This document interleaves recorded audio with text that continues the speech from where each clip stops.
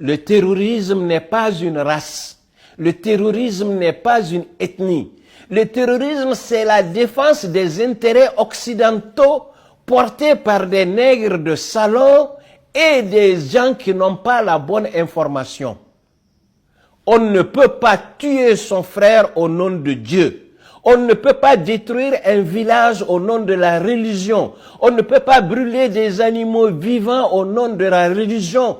Parce que le propriétaire de la religion, Dieu qui nous a créés, a dit dans ses saintes écritures et par sa parole honorable et honorée, la ikra fid-din. Il n'y a pas de contrainte en islam. Si au lieu de vaincre, il faut convaincre.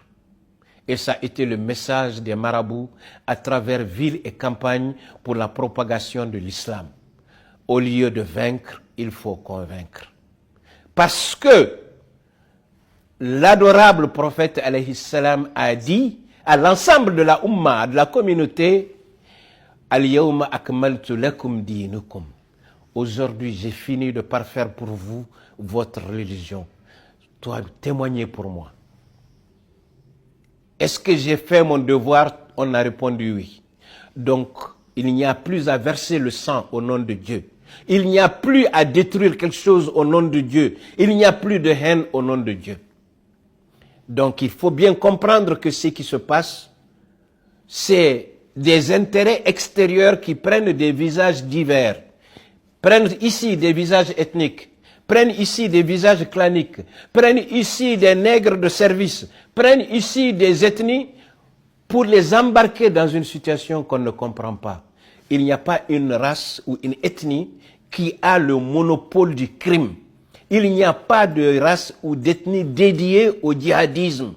Il n'y a pas de clan ou dire c'est telle ethnie ou c'est... Le djihadisme a toutes les ethnies et toutes les races. Parce que ceux qui les commettent font des études de milieu, comme on fait des études de faisabilité pour un projet. On voit les points vulnérables. Et ces points vulnérables, c'est tantôt des populations désœuvrées, c'est tantôt des populations ignorantes, c'est tantôt des nègres de service qu'on a recrutés et formés, c'est tantôt des suppôts de la colonisation, et ils sont nombreux, variés et divers pour faire des déclarations tapageuses de nature diffamatoire, pour décourager l'armée, pour aller sur les réseaux sociaux en faisant l'apologie du crime et des djihadistes, pour s'asseoir dans les salons, critiquer les efforts de reconstruction de nos 3 soldats de l'AES, parce que la rupture AES n'était pas prévue dans les calculs de l'extérieur. Cette rupture-là correspond à un renouveau. Et ce renouveau-là est déjà consigné dans nos anciennes écritures. Il faut simplement réveiller les consciences des gens et leur dire qu'on ne se développera que dans sa langue, qu'on ne se développera que par ses valeurs positives cardinales, qu'on ne doit travailler que pour l'intérêt du peuple, qu'on ne doit exister que par la volonté du peuple, et tout ce qui se fait doit se faire pour, par et avec le peuple. Et c'est bien ça, le créneau articulé en 3 points par notre colonel Assimi. Et c'est ça qu'il a dit en 3 points, et c'est ça que l'ensemble des présidents de l'AES disent. Nous ferons ce que les populations ont demandé. Au Mali, les populations ont pris la parole à travers villes et campagnes et ont fait 517 recommandations que nous sommes en train de mettre en œuvre. Ces 517 recommandations sont valables pour le Niger, sont valables pour le Burkina, sont valables pour le Mali. Ce que j'ai à dire à mes frères de l'AES, c'est de dire que nous avons les recettes du renouveau en nous. C'est consigné dans l'enseignement du Do Kaïdara. Le Do Kaïdara n'est pas seulement au Mandi. Le Do Kaïdara est chez les Sénoufos. Le Do Kaïdara est chez les Dogons. Le Do Kaïdara est chez les Pels et chez toutes les ethnies. C'est quoi? Ce sont les rites initiatiques de formation de l'homme et la construction du Maya dans chaque ethnie et dans chaque race. Si vous posez la question à Amadou Ampateba, il va vous dire que le cycle initiatique dans le monde Peul, c'est des portions de 7 ans, 7 ans, 7 ans, 7 ans, 7 ans, jusqu'à devenir. Si vous posez la question aux gens du Mandé, dans le dos Kaïdara, et vous dites que c'est des portions de 5 ans, 5 ans, 5 ans, 5 ans, 5 ans. Quand vous posez la question chez les Arabes et chez les Touaregs, on va vous dire qu'il y a des signes. Quand l'enfant peut prendre son oreille droite de sa main gauche, il doit aller à l'école. Donc, chacun de nous a ses recettes. Chacun de nous a ses techniques. De grâce, ouvrons les yeux. Ouvrons les yeux. Dans le combat du renouveau, chacun a sa partition à jouer. L'armée a le devoir de défendre le territoire, les biens et les personnes. C'est son rôle. La société civile, nous avons le devoir de nous former, de nous informer et de dire les orientations du peuple que les politiques doivent mettre en ordre.